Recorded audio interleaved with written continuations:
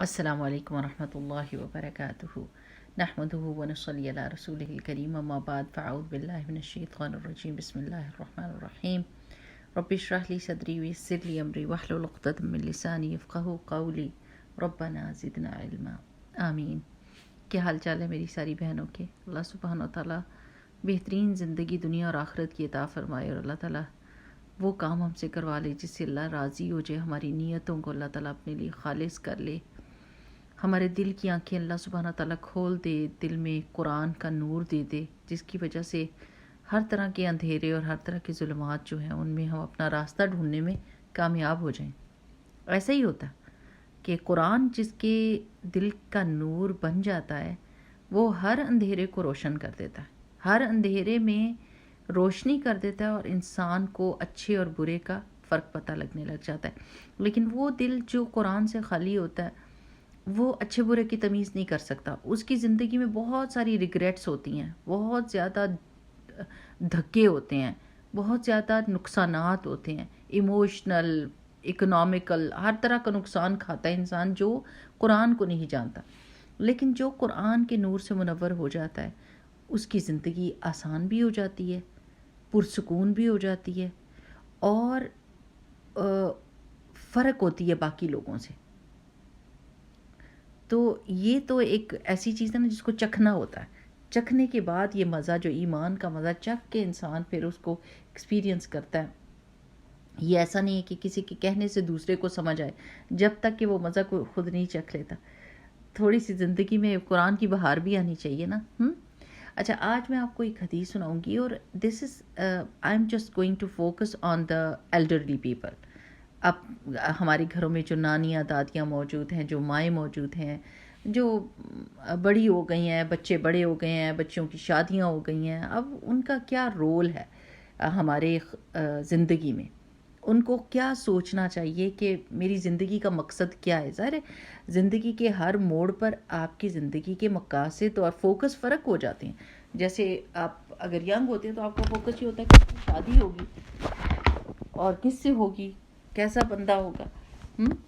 پھر اس شادی ہو جاتی ہے تو پھر انسان سوچتا ہے کہ اب میری فیملی آگے کیسے بڑھے گی، اور بچے کیسے ہوں گے، ان کی تربیت کیسی ہوگی۔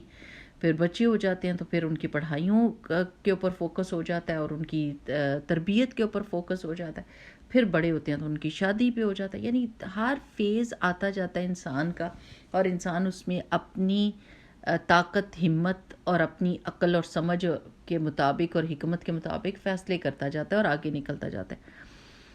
تو زندگی میں بھی 3 ادوار آتے ہیں نا، جیسے صبح دوپہر شام ہوتی ہے نا، اسی طرح زندگی کی بھی صبح دوپہر شام ہوتی ہے۔ صبح بچپنا ہوتا ہے، دوپہر جوانی ہوتی ہے، اور شام جو ہوتی ہے وہ بڑھاپا ہوتا ہے۔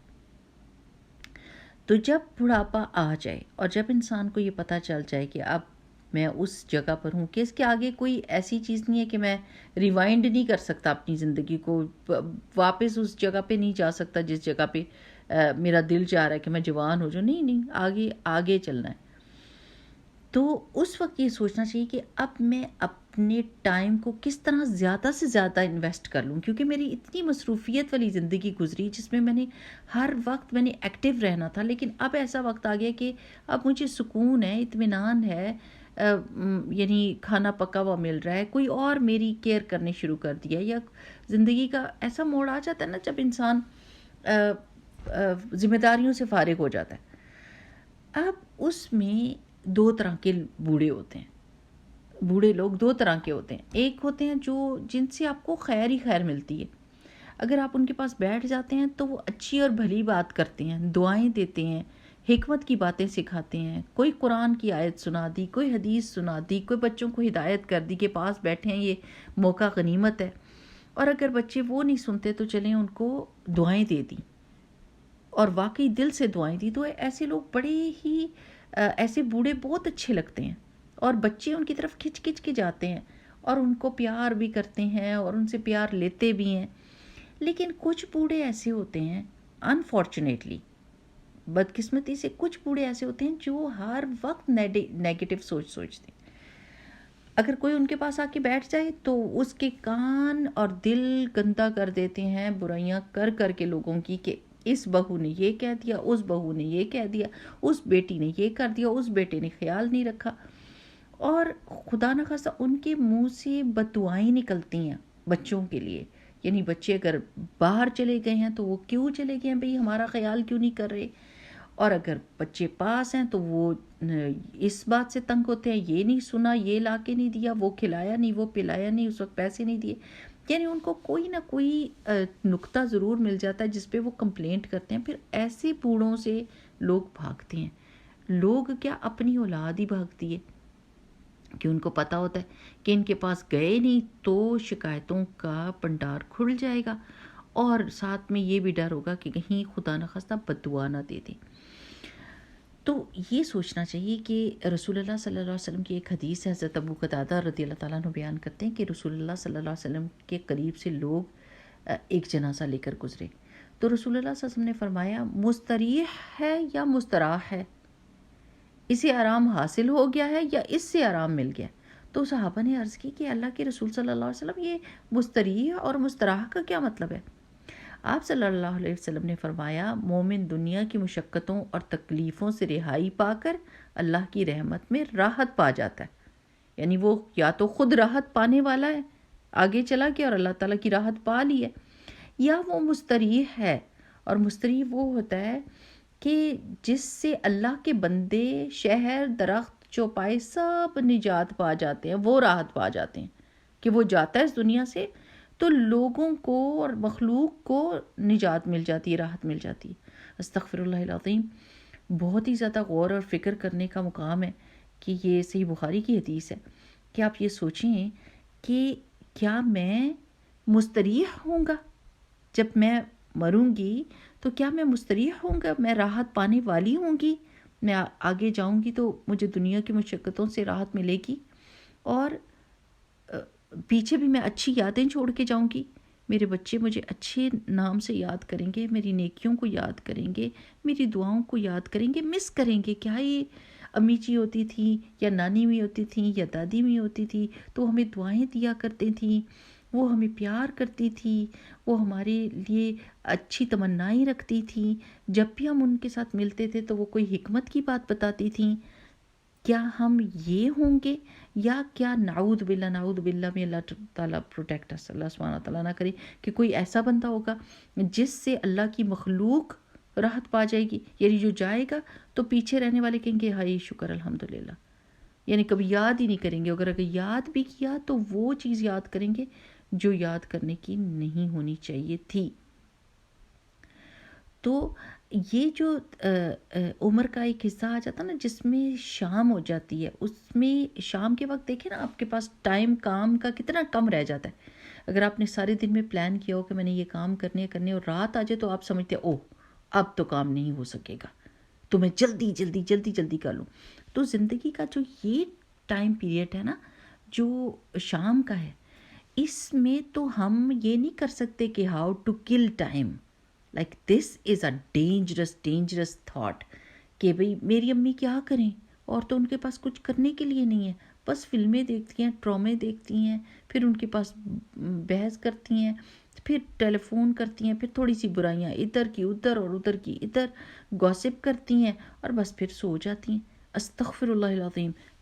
بہت ہی خوفناک قسم کی شام ہے زندگی کی یہ، کہ جس میں آپ یہ سوچ رہے ہیں کہ آپ ٹائم کو پاس کیسے کریں. یہاں تو یہ ہونا چاہیے کہ آپ کو یہ بے چینی آدھی رات کو تہجد کے لیے اٹھائے، دن میں آپ کی زبان کوئی اور بات نہ کرے، آپ کہیں تسبیحات پڑھوں، میں نمازیں پڑھوں، میں نفل پڑھوں، میں تہجد پڑھوں، کہ کہیں ایسا نہ ہو کہ میری یہ جلدی ٹائم گزر جائے اور میری حسرتیں یہ بن جائے یہ وقت. ایسا نہیں ہونا چاہیے. تو اس وقت جو ہے نا یہ بڑے فتنے کا دور ہے، یہ چھوٹے بڑے بوڑھے بچے ہر ایک کے لیے فتنے کا وقت ہے. کیونکہ ٹیکنالوجی اتنی ایزی ہو گئی ہے، اس نے اتنا ایزی کر دیا کسی گناہ کو اور اچھائی کو بھی، دونوں چیزوں کو. یعنی گناہ بھی آسان ہو گئے ہیں اور نیکیاں بھی آسان ہو گئی ہیں. لیکن موسٹلی اٹریکشن کس طرف ہوتی ہے انسانوں کی؟ گناہ کی طرف نا. شیطان بھی لگا ہوا ہے، اور مطلب اگر خود کی انکلینیشن نہ ہو نیکی کی طرف، یا بھلائی کی بات سننے کی طرف، بھلائی کی بات دیکھنے کی طرف، بھلائی کی بات سوچنے کی طرف، تو پھر تو بندہ بڑا سخت مارا جاتا ہے. اور اسپیشلی بڑے بوڑھوں کو بھی ہدایت کی ضرورت ہے، بڑے بوڑھوں کو بھی آئیڈیاز دینے کی ضرورت ہے کہ امی جان آپ اپنے ٹائم اس چیز میں لگائیں. یہ دیکھیں آپ سبحان اللہ ابھی حمدی سبحان اللہ العظیم کی تسبیح پڑھیں گی تو اب سمندر کی جھاگ جتنے گناہ معاف ہوتے ہیں. امی جی آپ یہ کر لیں، آپ یہ کر لیں، یعنی there are so many ideas that you need to give them, because یعنی یہ نہیں ہو سکتا کہ ہم یہ تماشا دیکھتے رہیں کہ ہماری مائیں اور ہماری دادیاں اور ہماری نانیاں جو ہیں وہ اپنا ٹائم کل کر رہی ہیں. استغفر اللہ. ان سے کہیں ٹائم انویسٹ کریں تسبیحات میں، نمازوں میں، قرآن کی تفسیر سننے لگ جائیں، قرآن کی تلاوت کرنے لگ جائیں، زیادہ قرآن سیکھنے سکھانے لگ جائیں، بچوں کو پڑھانے لگ جائیں، بچوں کو رسول اللہ صلی اللہ علیہ وسلم کی زندگی کے کوئی واقعات سنا دیں. کوئی یعنی بچے بڑے پیار کے بھوکے ہوتے ہیں اور ان کو پتہ ہے کہ نانیاں دادیاں جو ہے نا ان کو اپنے سینے کے ساتھ لگاتی ہیں اور وہ پناہ گاہ ہوتی ہیں ان کی. بچے بھاگ بھاگ کے ان کی طرف کیوں جاتے ہیں؟ تو وہ پناہ گاہ اگر علم والی ہے تو مزہ ہی نہیں آ گیا زندگی کا. وہ مائیں بھی بے فکر ہوں گی کہ دادی نانی کے پاس جا رہے ہیں تو چلیں کوئی اچھی بات ہی سیکھ رہے ہوں گے. یہ نہ ہو کہ دادی نانی ان کے کان میں کچھ اور ہی ڈال دے، انہی کے ماں باپ کے خلاف ان کے کان بھر دے کہ بھئی تمہارے ماں باپ تو میرا خیال ہی نہیں کرتے. تو وہ بچے کی یادوں میں کیا رہ جائے گا؟ تو وہ اپنے ماں باپ کے ساتھ کیا کرے گا؟ بجائے اس کے کہ اچھی بات بتائیں کہ دیکھو بیٹے ماں باپ کا بہت دھیان رکھنا، اپنے ماں باپ کا بہت دھیان رکھنا کہ اللہ سبحانہ وتعالیٰ ان کو پسند کرتا ہے جو اپنے ماں باپ کا دھیان کرتے ہیں. زیادہ سے زیادہ دیکھیں بڑے بوڑھوں کے پاس اور کیا ہوتا ہے دینے کے لیے سوائے اس کے کہ وہ نیکی کی دعا دیں. اگر وہ خدا نخواستہ اپنے بچوں کو بددعا بھی دیتے ہیں تو بتائیں بھلا نقصان کس کا ہوگا؟ نقصان کس کا ہوگا؟ آج آ کے تکلیف ماں باپ کو ہی ہوتی ہے. بچوں کو کچھ ہو تو تکلیف ماں باپ کو ہوتی ہے. کبھی بھی ایسا نہیں ہونا چاہیے کہ اپنے بچوں کے لیے منہ کے اوپر کوئی بددعا ہو یا ان کے طرف سے بندہ ناراض ہو. ان کو ان کے حال پہ چھوڑنا چاہیے. اب زور تو چلتا کوئی نہیں، بچوں کے اوپر تو کوئی زور نہیں چلتا. اتنا تو کر سکتے ہیں نا کہ دعا کریں کہ اللہ سبحانہ تعالیٰ یہ تو میری اپنی جنریشن ہے، اگر یہ سیدھے راستے کے اوپر چلیں گے تو یہ میرے لیے صدقہ جاریہ بنیں گے. میں کیوں اپنی ہی پیر پہ کلہاڑی ماروں، ان کو بددعا دوں تو یہ میرے لیے بھی دعا کرنے قابل نہ رہیں، اپنے قابل بھی نہ رہیں اور ان کی آخرت بھی برباد ہو. دماغ تو نہیں نا انسان کا خراب؟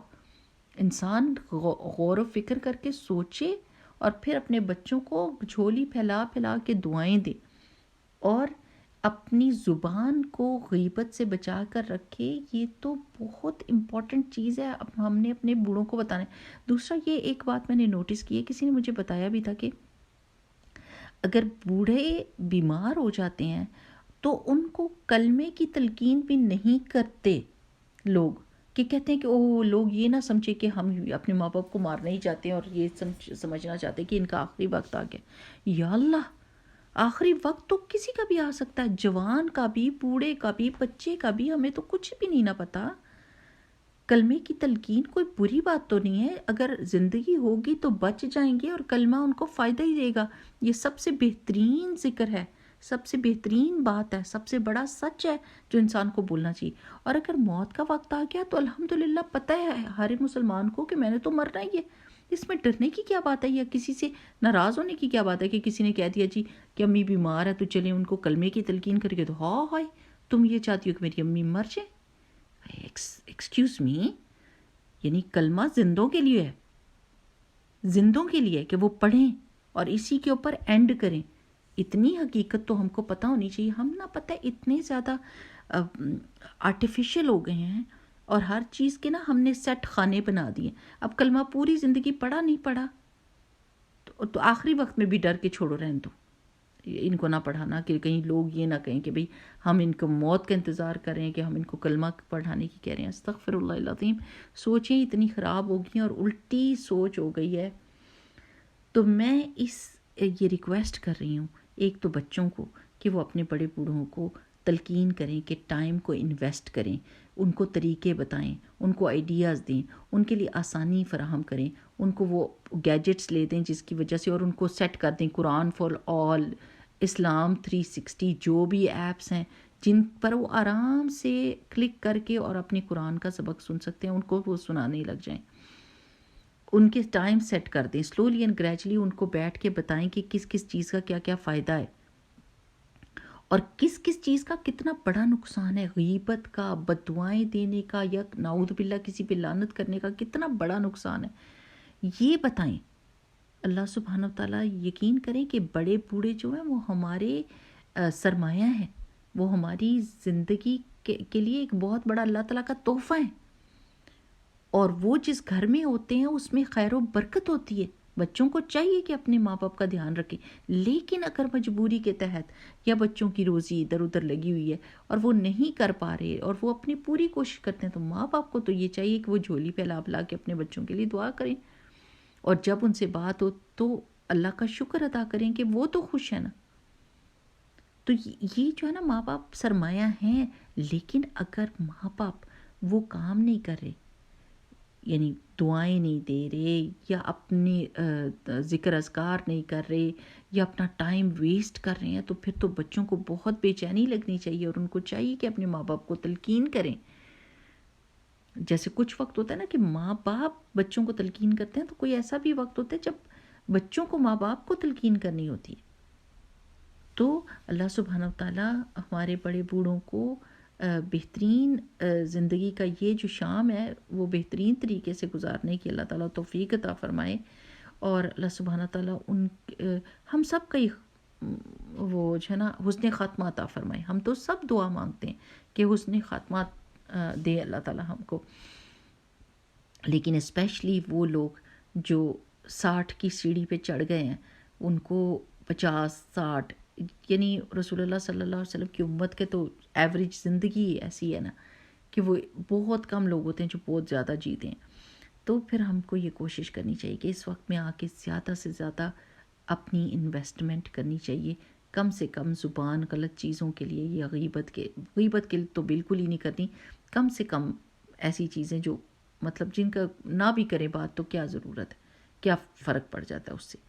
تو اپنی زبان کا استعمال زیادہ سے زیادہ تسبیحات کے لیے، استغفار کے لیے، کلمے کے لیے رکھ لیں، اور جب منہ کھولیں تو دعائیں دیں لوگوں کو، اور پھر کیا ہوں، مستریح ہوں، یہ دعا کریں کہ ہم مستریح ہوں، کہ ہم اللہ تعالیٰ کی رحمت میں جا کر دنیا کی مشقتوں سے ہٹ کر اور اللہ کے رحمت میں راحت پائیں، اور اللہ سبحانہ تعالیٰ نہ کرے کہ ہم دوسری کیٹیگری میں ہوں۔ ٹھیک ہے نا؟ جزاکم اللہ خیر، بارک اللہ فیکم، سبحانک اللہم و بحمدک، نشہد ان لا الہ الا انت، نستغفرک و نتوب الیک۔ السلام علیکم ورحمۃ اللہ وبرکاتہ۔